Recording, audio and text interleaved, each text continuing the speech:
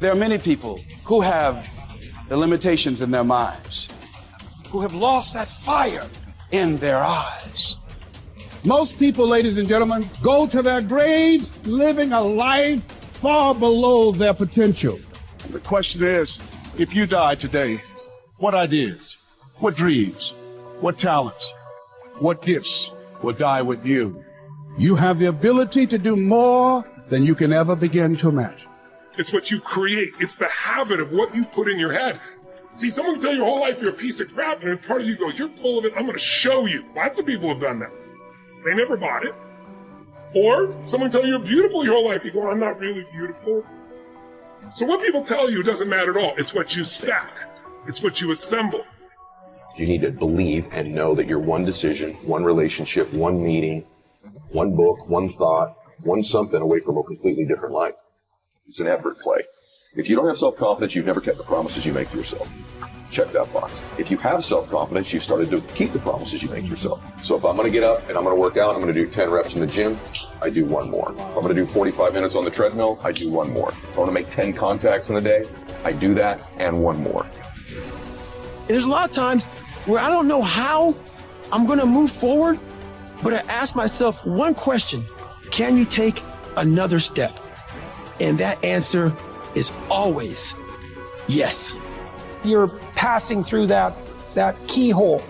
But if you pass through it, then something massive opens up on the other side. And it is definitely the case that disciplinary institutions, universities, are exactly that. Is they're places of guidance, and they're places to encourage people to develop the discipline that's necessary to see beyond the discipline. I mean, that's why we have disciplines, right? I mean, the words aren't there by accident. And once that discipline was established, then the disciplined mind could explode in every direction, which is precisely what happened.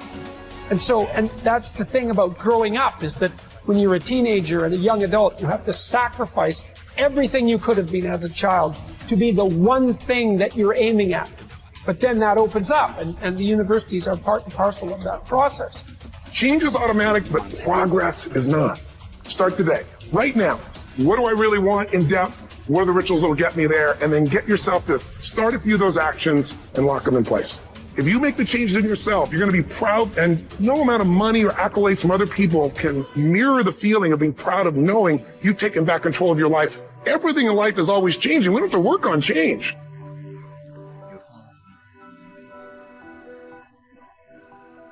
The major key to the good life.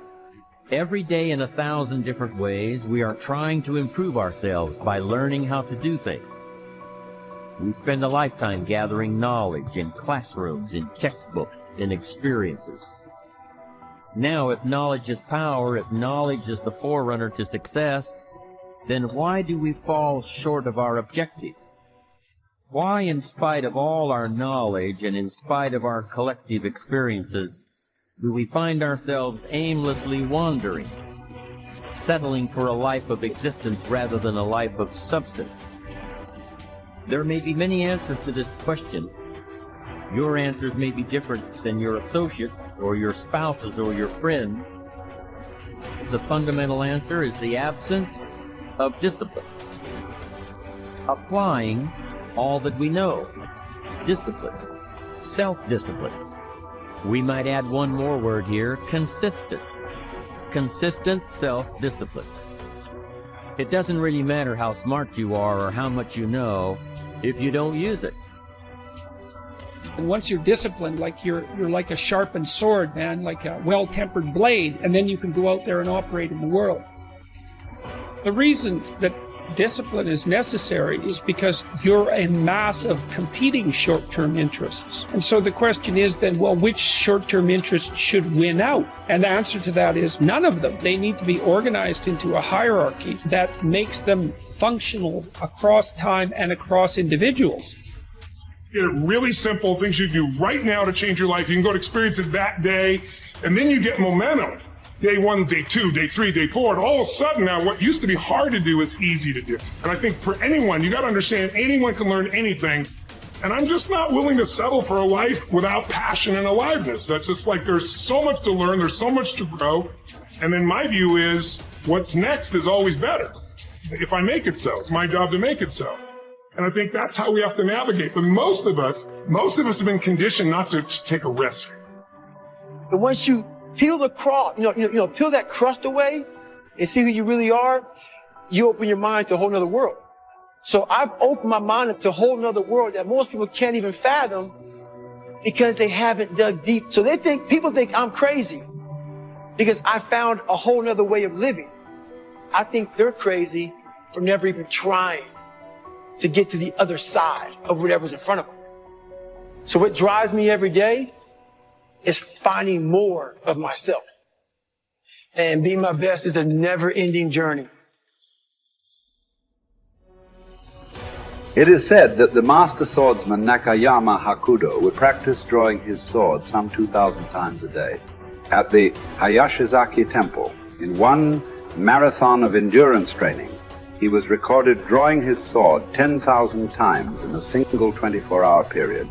We can imagine the sheer speed required to do this.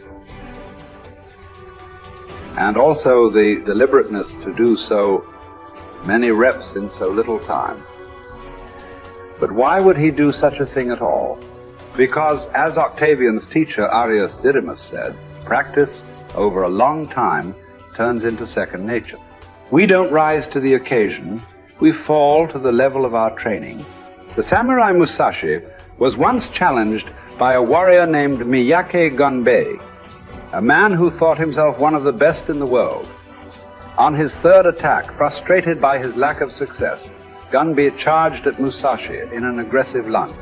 Musashi, having prepared for this exact scenario countless times, replied, "That is not what you should do," then parried the blow with one sword and watched as the man gashed his own cheek against Musashi's other sword. How had he known? Practice. Chotan Siki Ren was Musashi's phrase. Training from morning to night. Oh, you've done that. Okay, do it some more. And after that, more, more, more. 1,000 days of training to develop. Musashi would write 10,000 days of training to polish. For a samurai, there was no such thing as pretty good. If a pretty good swordsman met a better fighter, he would die. It's like the Basketball Hall of Famer Bill Bradley's observation. When you are not practicing, refining, working, somewhere someone else is, and when you meet them, they will beat you or kill you. Gunbei was lucky enough to learn this lesson and live to tell about it. In fact, after Musashi treated the man's wound, Gunbei accepted that he was outmatched and became Musashi's student, training and practicing under him until he was no longer prone to the mistakes that come from such rationing. Look, this is not a drill. There is no greatness without practice. Lots of practice. Repetitive practice. Exhausting, bone-crunching, soul-crushing practice. And yet, what emerges from this practice is the opposite of those three feelings. Energy.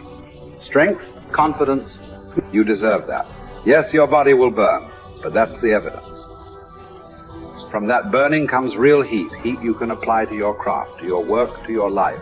The cellist Pablo Casals practiced continually late into his life, even long after he was widely considered a master, because he believed he was still making progress.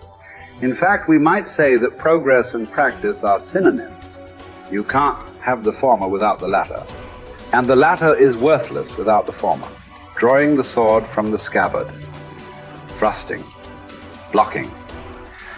To build up your stamina for those skills, you lift weights, you do conditioning. To put it all together, you spar. It's the same with music. You can jam with other talented musicians. You can put all those sessions together to learn new songs.